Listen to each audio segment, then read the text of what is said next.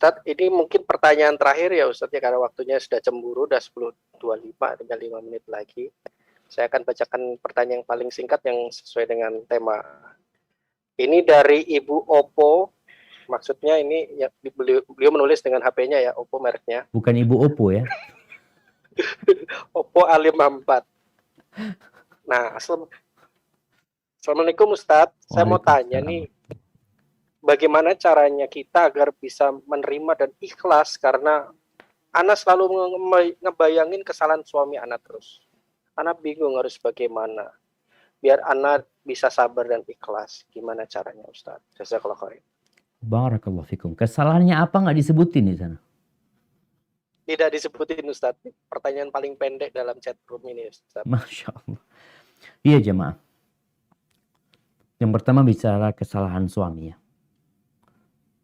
Kenapa Anda tanya kesalahannya apa?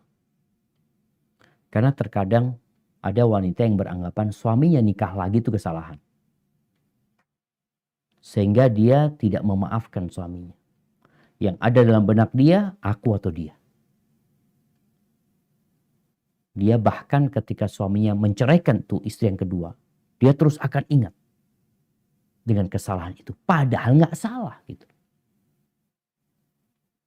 Yang dilakukan suami bukan kesalahan kalau dikatakan suami nikah lagi. Dalam pandangan Allah Azza wa Jalla, Allah yang membolehkan. Fankihu ma tabalakum minan nisa mathna wa thulatha wa ruba. Silahkan kata Allah Azza wa Jalla. Dan kita tadi membaca bahwasanya rumah Nabi SAW ada 9. Adapun buat umatnya boleh 4. Tapi kalau ternyata kesalahan suami itu memang salah. Dia berzina. Dia selingkuh. Dia punya wanita simpanan. Dia nggak nikah sama perempuan itu. Dia kumpul kebo. Maka di sini benar yang dilakukan suami adalah kesalahan. Apa yang harus dilakukan istri ketika dia mengingat kesalahan terus kesalahan suaminya yang berzina ini? Yang pertama, engkau lihat apakah suamimu berubah dan bertobat kepada Allah Azza wa Jalla. Kalau ternyata dia bertobat dan berubah, ketahuilah ada orang-orang yang bertobat kepada Allah menjadi lebih baik daripada sebelum dia bertobat. Artinya sebelum dia berbuat dosa, sekarang kondisinya bisa jadi lebih baik daripada sebelum dia berbuat dosa. Bagaimana cerita wanita Al-Ghamidiyah di masa Nabi SAW yang berzina, hamil dari zina, sampai terakhir dia dirajam. Ketika Nabi mensolatin perempuan itu, Umar bin Khattab radhiyallahu ta'ala anha mengatakan, "Atusalli 'alaiha ya Rasulullah wa qad zanat." Engkau mensolatin dia sedangkan dia sudah berzina. Bayangin, Umar masih mengingat kesalahan perempuan ini, dia berzina. Gimana engkau mensolatin dia? Umar lupa dengan taubat yang dilakukan perempuan ini. Maka Nabi mengingatkan kepada Umar bin Khattab radhiyallahu ta'ala anha, "Laqad tabat taubatan law qusimat ala 70 min ahli al-Madinah lawasi'atuhum." Umar, ini perempuan sudah tobat.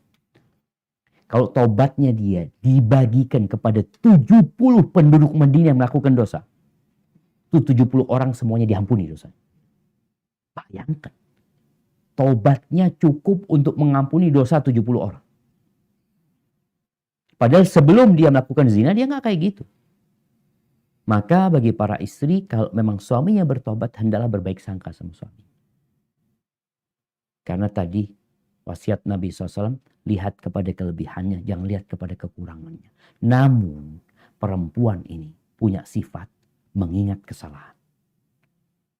Sampai kata Nabi SAW, kalau suamimu berbuat baik kepadamu 1 tahun, lalu engkau melihat kesalahan, tuh perempuan akan mengatakan, aku gak pernah melihat kebaikanmu sedikit. Padahal gara-gara 1 kesalahan. Maka nasihat anak, lihatlah kepada kelebihan suaminya. Kemudian apalagi kalau dia sudah bertobat. Soalnya kalau tidak, engkau tidak akan bisa melanjutkan perjalanan hidup ini dengan baik. Engkau akan selalu mengingat, mungkin juga akan membuatmu tidak melayani suami dengan baik. Padahal kita tahu, orang yang bertobat itu Allah akan membersihkan dia.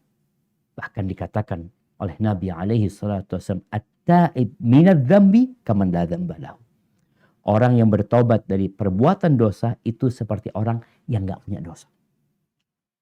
Kalau memang suamimu bertobat. Tapi kalau nggak bertobat suamimu, maka kenapa mempertahankan rumah tangga yang seperti itu?